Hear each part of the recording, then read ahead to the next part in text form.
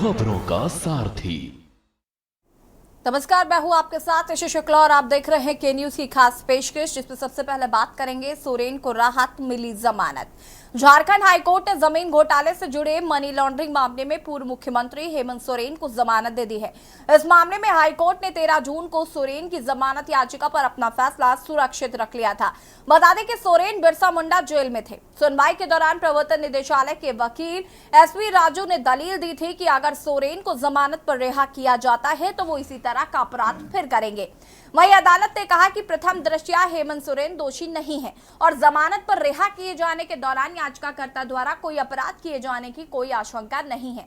आपको बता दें कि सोरेन के खिलाफ जांच रांची में 8.86 एकड़ जमीन से जुड़ी हुई है। इस मामले पर ईडी का आरोप है कि इसे अवैध रूप से कब्जे में लिया गया था। एजेंसी ने सोरेन प्रसाद और सोरेन के कथित फ्रंटमैन राजकुमार पाहन और हिलारियास कश्यप तथा पूर्व मुख्यमंत्री के कथित सहयोगी विनोद सिंह के खिलाफ 30 मार्च को यहां विशेष पीएमएलए अदालत में आरोप पत्र दायर किया था। सोरेन ने रांची की एक विशेष अदालत के समक्ष जमानत याचिका दायर की थी, जिसमें उन्होंने ये आरोप लगाया था कि उनकी गिरफ्तारी राजनीति से प्रेरित है और उन्हें भाजपा में शामिल होने के लिए मजबूर करने की एक सुनियोजित साजिश का हिस्सा थी। कांग्रेस के वरिष्ठ नेता पवन खेड़ा ने हेमंत सोरेन की गिरफ्तारी पर बड़ा दावा किया है। पवन खेड़ा ने कहा है कि हेमंत सोरेन ने निर्णय लिया है कि वो भाजपा के सामने झुकेंगे नहीं और इसी का खामियाजा उन्हें जेल जाकर चुकाना पड़ा। 10 वर्षों के मोदी राज में देश के युवाओं में गुस्सा है, जनता दुखी और चिंतित है। पवन खेड़ा ने कहा कि गुस्सा नौजवानों के साथ साथ मध्यम वर्ग को भी है और इसके पीछे बेरोजगारी व महंगाई एक बड़ा कारण है।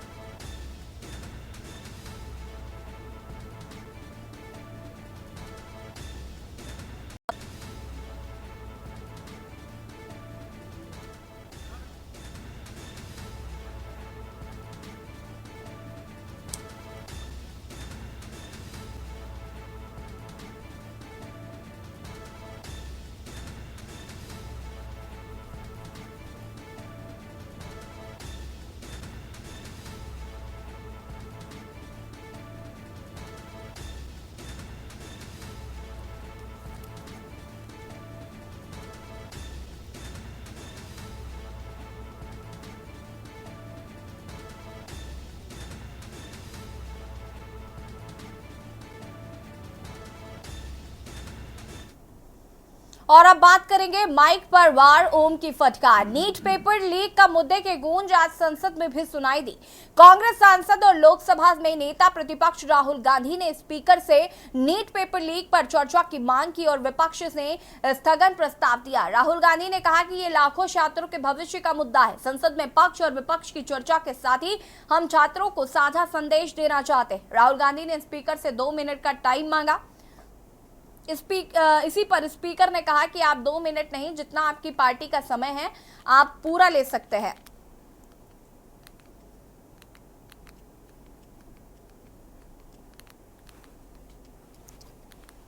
आप विषय राष्ट्रपति भाषण में रखें। अभी आपका नहीं सर, हम रिकॉर्ड में नहीं जाएगा।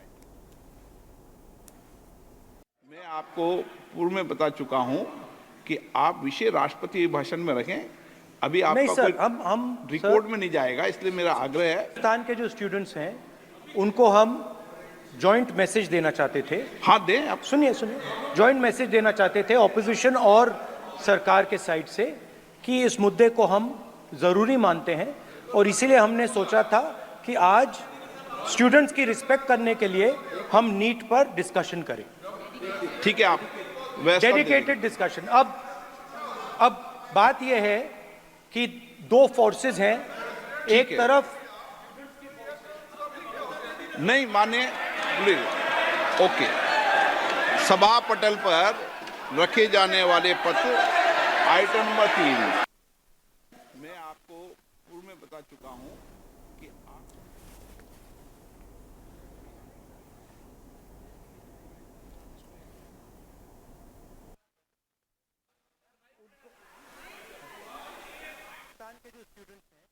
नीट पेपर लीक का मुद्दे की गूंज आज संसद में सुनाई दी। कांग्रेस सांसद और लोकसभा में नेता प्रतिपक्ष राहुल गांधी ने स्पीकर से नीट पेपर लीक पर चर्चा की मांग की और विपक्ष ने स्थगन प्रस्ताव दिया। राहुल गांधी ने कहा कि ये लाखों छात्रों के भविष्य का मुद्दा है। संसद में पक्ष और विपक्ष की चर्चा के साथ ही हम छात्रों को साझा संदेश देना चाहते हैं। राहुल गांधी ने स्पीकर से 2 मिनट का टाइम मांगा। इस पर स्पीकर ने कहा कि आप 2 मिनट नहीं, जितना आपकी पार्टी का समय है आप पूरा ले सकते हैं, आप डिटेल में बोलना। स्पीकर ओम बिरला ने कहा कि आप प्रतिपक्ष के नेता हैं, संसदीय मर्यादाओं का पालन कीजिए। इसके बाद राहुल गांधी ने कुछ कहा, जिस पर स्पीकर ओम बिरला ने कहा कि मैं माइक बंद नहीं करता हूं, यहां कोई बटन नहीं है। वहीं कांग्रेस नेता दीपेंद्र हुड्डा ने बड़ा आरोप लगाते हुए कहा कि सदन में राहुल गांधी का माइक बंद कर दिया गया था। उन्होंने कहा कि पेपर लीक से नौजवानों का भविष्य खराब हो रहा है। नीट परीक्षा में भी पेपर लीक हो जाता है और सरकार कुछ करती नहीं है।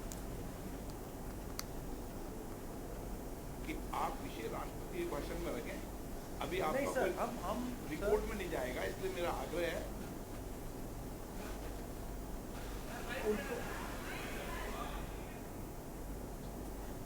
उनको हम जॉइंट मैसेज देना चाहते थे ऑपोजिशन और सरकार के।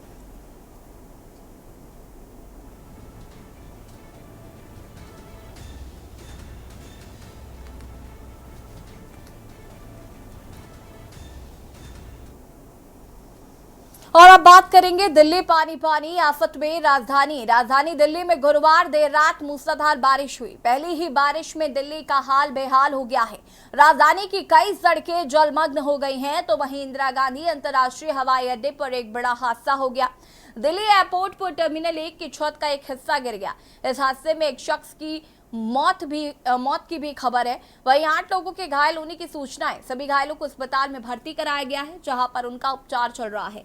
दिल्ली एयरपोर्ट के टर्मिनल 1 पर छत गिरने में पूरी व्यवस्था चौपट हो गई। दोपहर 2 बजे तक के लिए कई उड़ानों को रद्द कर दिया गया। गुरुवार देर रात और शुक्रवार तड़के सुबह हुई बारिश ने दिल्ली की ट्रैफिक व्यवस्था को पूरी तरीके से प्रभावित कर दिया है। रेल, मेट्रो, बस से लेकर फ्लाइट तक की रफ्तार कम हो गई है। भारी बारिश के कारण कई मुख्य सड़कों पर पानी जमा हो गया है, जिस कारण लोगों को काफी परेशानियों का सामना करना पड़ रहा है। वहीं मध्य प्रदेश के जबलपुर में 450 करोड़ की लागत से नवनिर्मित जमुना एयरपोर्ट में गुरुवार को एक बड़ा हादसा चल गया। 450 करोड़ की लागत से बने एयरपोर्ट की टर्मिनल बिल्डिंग के ड्रॉप एंड गो एरिया में टेंसिल रूफ फटने से पानी का सैलाब आ गया। यहां पर एक कार चकनाचूर हो गई। इस घटना में आयकर विभाग के एक अधिकारी और उनका ड्राइवर बाल बाल बच गया। इस घटना का वीडियो सोशल मीडिया पर जमकर वायरल हो रहा है। लोकार्पण 10 मार्च 2024 को प्रधानमंत्री नरेंद्र मोदी ने वर्चुअली मोड में किया था। एयरपोर्ट में घटिया निर्माण कार्य की पोल पहली बारिश में ही खुल गई है। एयरपोर्ट की टर्मिनल बिल्डिंग के सामने लगाई गई टेंसिल रूफ पहली बारिश झेल ही नहीं पाई।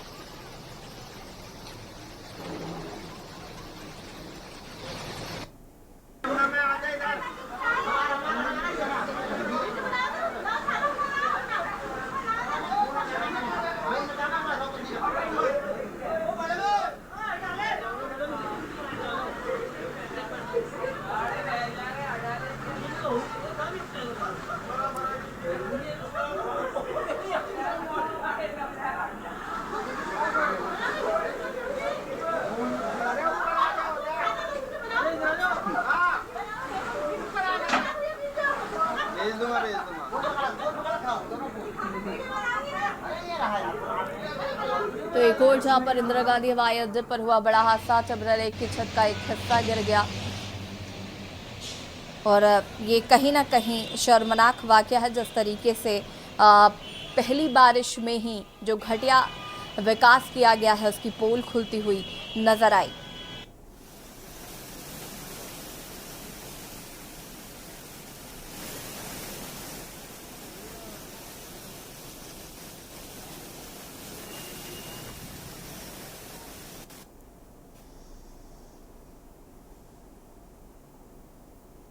और अब बात करेंगे बारिश आई महंगाई लाई। इन दिनों आम जनता पर महंगाई की मार पड़ रही है। एक के बाद एक चीजें महंगी होती जा रही हैं।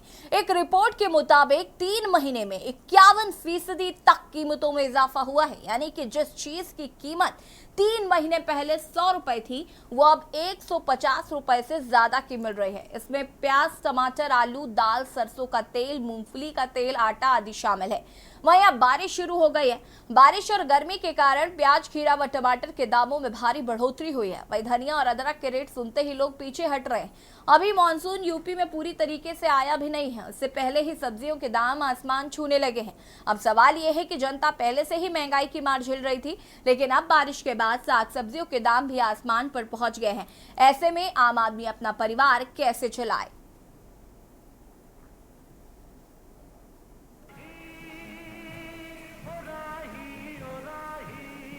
सब्जी मंडी में आज टमाटर में तेजी देखने को मिली।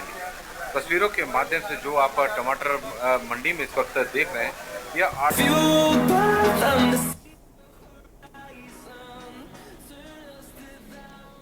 महंगाई ने बिगाड़ा घर का बजट। आपको बता दें कि बारिश जहां एक और शुरू हुई है और अभी पूरी तरीके से बारिश, मानसून आया भी नहीं है और उससे पहले ही सब्जियों के दाम आसमान छू रहे हैं, जिसको लेकर जनता परेशान नजर आ रही है।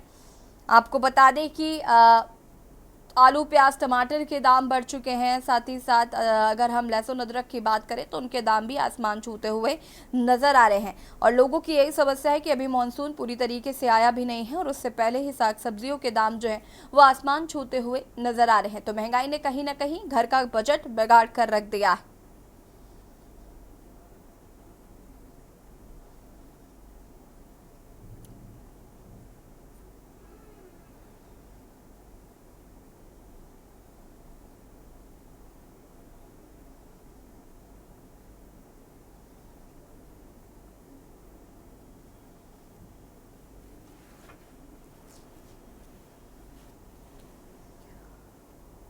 और अब बात करेंगे पीएम को खत, नीट पर राय। नीट मामले पर पश्चिम बंगाल की मुख्यमंत्री ममता बनर्जी ने प्रधानमंत्री नरेंद्र मोदी को पत्र लिखा है। बंगाल सीएम ने लिखा है कि नीट को समाप्त कर पुरानी व्यवस्था लागू की जाए। उल्लेखनीय है कि पुरानी व्यवस्था के अंतर्गत राज्य सरकारों द्वारा नीट परीक्षा का आयोजन कराया जाता था। पत्र में ममता बनर्जी ने लिखा कि नीट परीक्षा में पेपर लीक होने, परीक्षा कराने वाले अधिकारियों द्वारा रिश्वत लेने, छात्रों को ग्रेस मार्क्स देने आदि के गंभीर आरोप लग गए हैं। अब इन आरोपों पर तुरंत ध्यान देने और पूरी निष्पक्षता से जांच कराने की जरूरत है। इन घटनाओं से लाखों छात्रों का भविष्य प्रभावित हो रहा है। ऐसी घटनाएं न सिर्फ देश में मेडिकल परीक्षा की गुणवत्ता से समझौता है, बल्कि इसका देश में स्वास्थ्य सेवाओं पर भी विपरीत प्रभाव पड़ता है। बता दें कि ममता बनर्जी ने मांग की है कि नीट की पुरानी व्यवस्था लागू की जाए, जिसके तहत राज्य सरकार परीक्षा कराए। उन्होंने लिखा कि साल 2017 से पहले राज्यों को मेडिकल कॉलेजों में एडमिशन के लिए अपनी प्रवेश परीक्षाएं कराने की मंजूरी थी और केंद्र सरकार भी प्रवेश परीक्षा कराती थी। ये व्यवस्था आराम से काम कर रही थी और उसमें ज्यादा परेशानी भी नहीं थी। राज्य सरकार आमतौर पर हर डॉक्टर पर करीब 50 लाख रुपए खर्च करती है। ऐसे में राज्य सरकार को ही मेडिकल छात्रों को चुनने की आजादी मिलनी चाहिए। ममता बनर्जी ने आरोप लगाया है कि केंद्र सरकार ने पूरी नीट परीक्षा को केंद्रीकृत कर दिया है और बिना राज्य सरकारों की संलिप्तता के मेडिकल कोर्सों में होने वाले एडमिशन पर अपना पूर्ण नियंत्रण स्थापित कर लिया है। यह पूरी तरह से अस्वीकार्य और संघीय ढांचे का उल्लंघन है। बंगाल सीएम ने यह भी आरोप लगाया है कि मौजूदा सिस्टम की वजह से भ्रष्टाचार को बढ़ावा मिला है और इससे सिर्फ अमीरों को फायदा मिला है और गरीब और मध्यम वर्ग के छात्रों को इससे सबसे ज्यादा नुकसान हुआ है। ममता बनर्जी ने पीएम को पत्र लिखा है, जिसमें उन्होंने मांग की है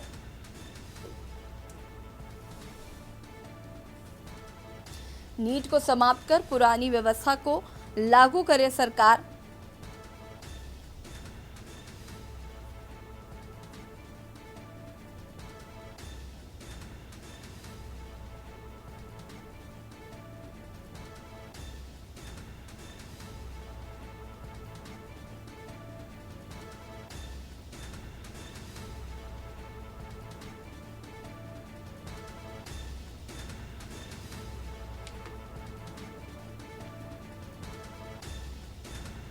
पीएम मोदी को ममता बनर्जी ने खत लिखा है और कहा है कि नीट परीक्षा खत्म हो, हर राज्य को अपनी परीक्षा का अधिकार दे। पश्चिम बंगाल की मुख्यमंत्री ममता बनर्जी ने प्रधानमंत्री मोदी को खत लिखकर नीट परीक्षा खत्म करने की मांग की है। उन्होंने कहा है कि हर राज्य को अपनी परीक्षा कराने का अधिकार होना चाहिए। पहले यही व्यवस्था थी, लेकिन छात्रों को इससे खासी परेशानी हो जाती थी।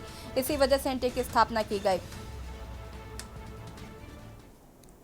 और अब बात करेंगे अपराधियों की शामत, कानून बनेंगे आफत। यूपी समेत पूरे भारत में 3 नए आपराधिक कानून लागू होने वाले हैं। 1 जुलाई से पूरे देश में 3 नए कानून, भारतीय न्याय संहिता 2023, भारतीय नागरिक सुरक्षा संहिता 2023 व भारतीय साक्ष्य अधिनियम 2023 लागू हो जाएंगे। नए कानूनों में ऐसे कई प्रावधान किए गए हैं जो न्याय की अवधारणा को मजबूत करते हैं। नए कानून को लेकर यूपी पुलिस ने भी अपनी तैयारी मजबूत कर ली है। देखिए रिपोर्ट।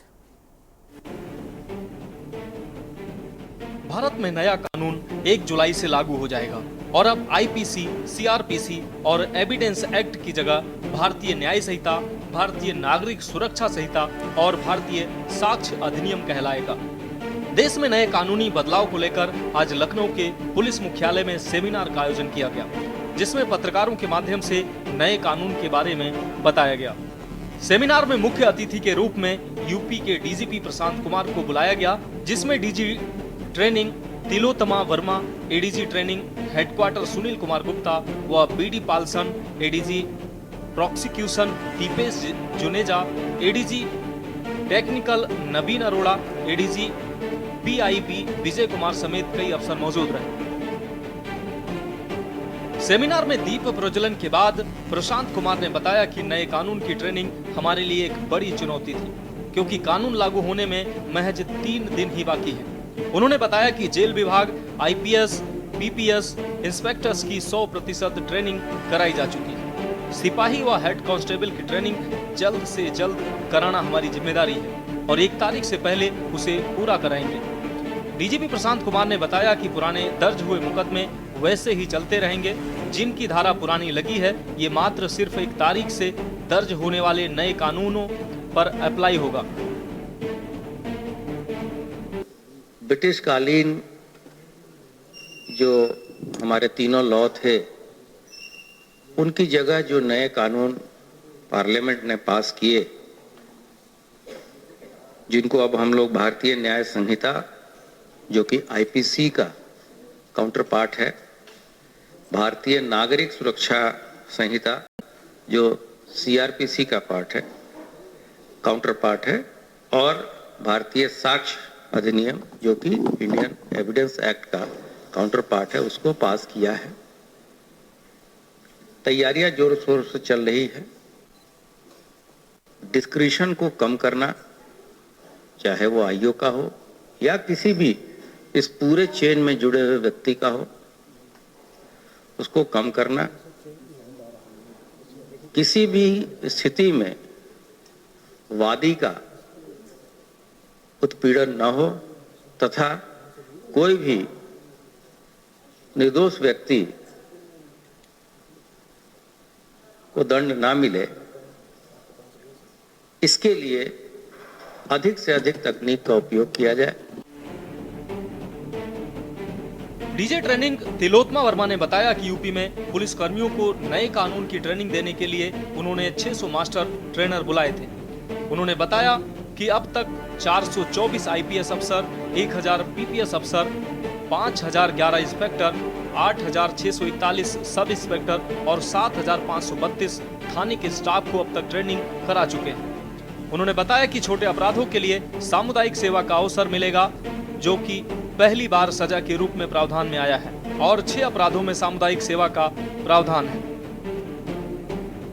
सबसे पहले भारतीय न्याय संहिता, जिसने आईपीसी का स्थान लिया है, भारतीय न्याय संहिता 2023, उसमें जो नई अवधारणाएं हैं उसका समावेश करते हुए जो मुख्य परिवर्तन किए गए हैं उनके बारे में आपको बताना चाहूंगा।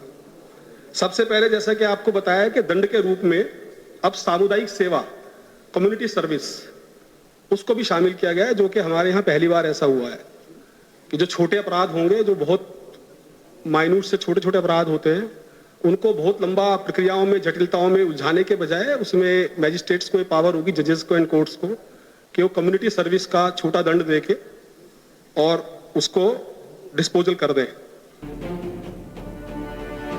बता दें कि नए कानूनों में ऐसे कई प्रावधान किए गए हैं जो न्याय की अवधारणा को मजबूत करते हैं। समयबद्ध न्याय के लिए पुलिस व कोर्ट के लिए सीमाएं भी निर्धारित की गई हैं। अंग्रेजों के बनाए कानून खत्म हुए तो पहली बार छोटे अपराधों में सजा के तौर पर सामुदायिक सेवा का भी प्रावधान किया गया। के न्यूज इंडिया के लिए लखनऊ से शिवा शर्मा की रिपोर्ट। और